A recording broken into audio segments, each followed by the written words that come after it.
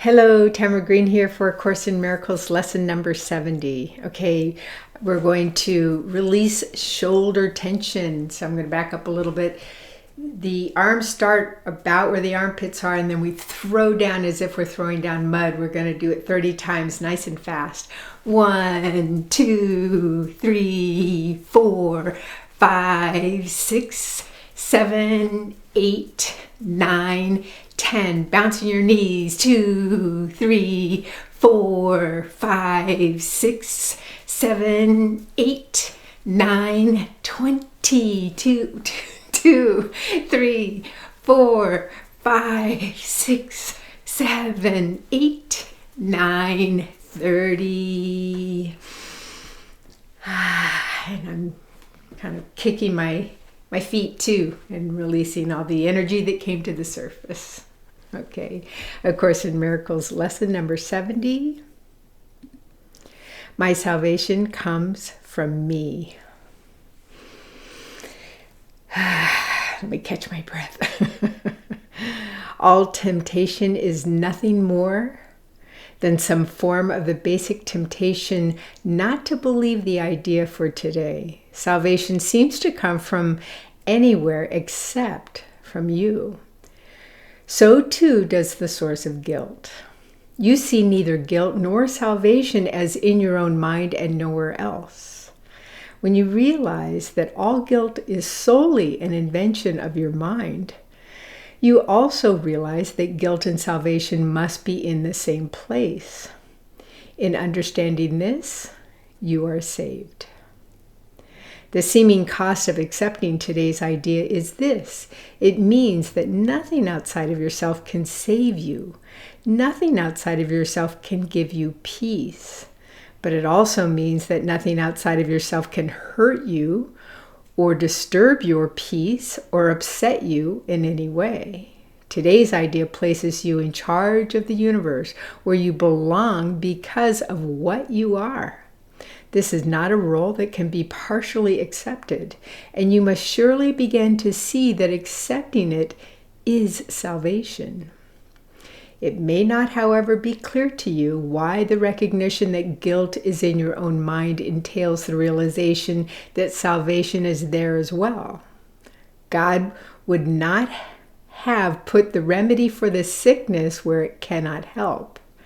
That is the way your mind has worked, but hardly his. He wants you to be healed, so he kept the source of healing where the need for healing lies. You have tried to do this. You have tried to do just the opposite, making every attempt, however distorted and fantastic it might be, to separate healing from the sickness for which it was intended, and thus keep the sickness. Your purpose was to ensure that healing did not occur. God's purpose was to ensure that it did. Today we practice realizing that God's will and ours are really the same in this. God wants us to be healed, and we do not really want to be sick because it makes us unhappy. Therefore, in accepting the idea for today, we are really in agreement with God. He does not want us to be sick, neither do we. He wants us to be healed, so do we. We are ready for 2 longer practice periods today, each of which should last some 10 to 15 minutes. We will, however, still let you decide when to undertake them. We will follow this practice for a number of lessons, and it would again be well to decide in advance when would be a good time to lay aside for each of them, and then adhering to your own decisions as closely as possible. Begin these practice periods by repeating the idea for today, adding a statement signifying your recognition that salvation comes from nothing outside of you. You might put it this way: my salvation comes from me. It cannot come from anywhere else.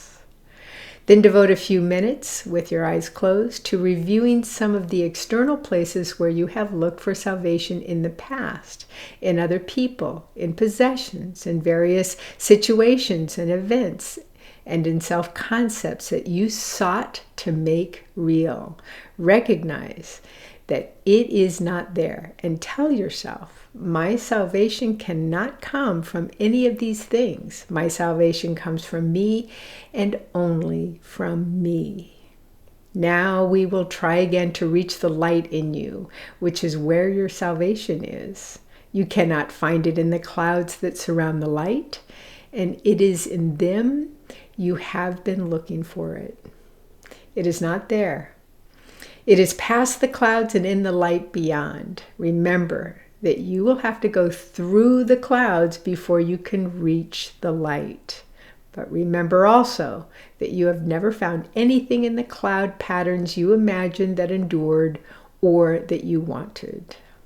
Since all illusions of salvation have failed you, surely you do not want to remain in the clouds looking vainly for idols there when you could so easily walk on into the light of real salvation.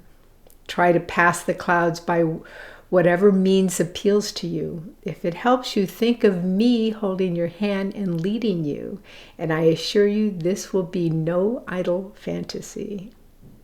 For the short and frequent practice periods today, remind yourself that your salvation comes from you, and nothing but your own thoughts can hamper your progress. You are free from all external interference. You are in charge of your salvation. You are in charge of the salvation of the world. Say then, my salvation comes from me. Nothing outside of me can hold me back. Within me is the world's salvation and my own. So 70 is my salvation comes from me. Okay. So one of the things that I do in my professional life is I am a relationship and dating mentor, a coach for over a decade now.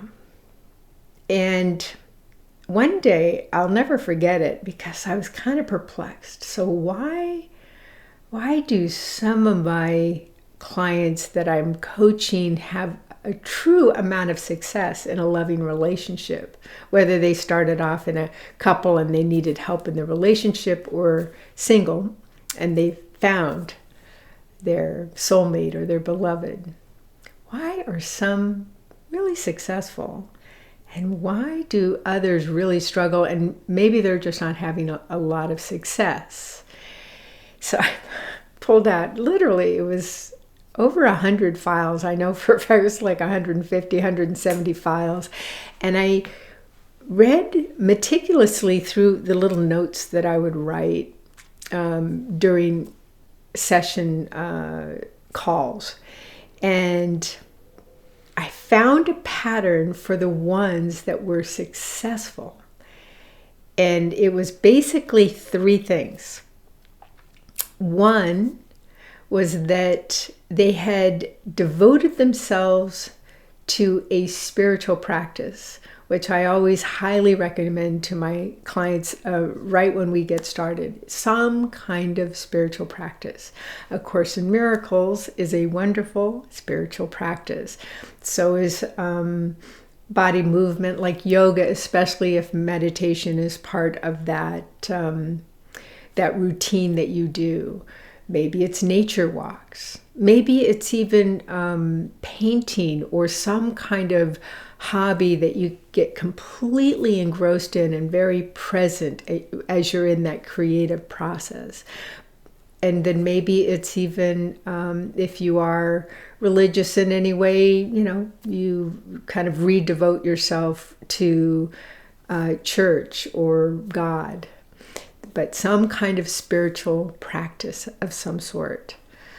The second one that was consistent throughout all of these successful clients in terms of reaching their goals is recognizing who they really are. And I would talk about them in terms of, I see who you really are. I see the light that you really are in this world. And I want you to accept that this is really who you are. So the successful clients, they began, I mean, of course they doubted it at first. They really questioned it. But they decided, you know what, let me just kind of go with what Tamara is saying here, and let me accept who I really am, that I am this light in this world. I have a purpose here as a light in this world. So they really acknowledged it. And then the third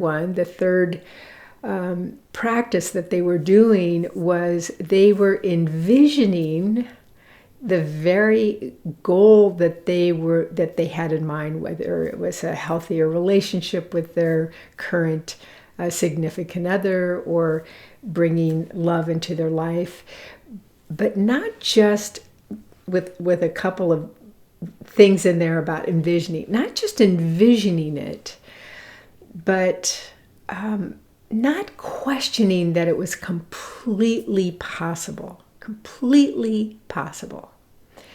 So, and again, they would start off doubting, but they would go ahead and say what I refer to as the love intention. They would create this beautiful intention in a sentence, in a short phrase, and then they would envision it. They would see the colors of it, or they imagine how they felt in their future improved relationship or love relationship. So spirituality, a spiritual practice, acknowledging who you really are. That's what these lessons are about right now. The light that you truly are. And then envisioning, this is not bringing your past into your present. This is envisioning how you would like things to go by staying very much directed in the realm of possibility. So, with that, may you be well. May you feel safe. And may you be at peace. I look forward to seeing you tomorrow. Bye for now.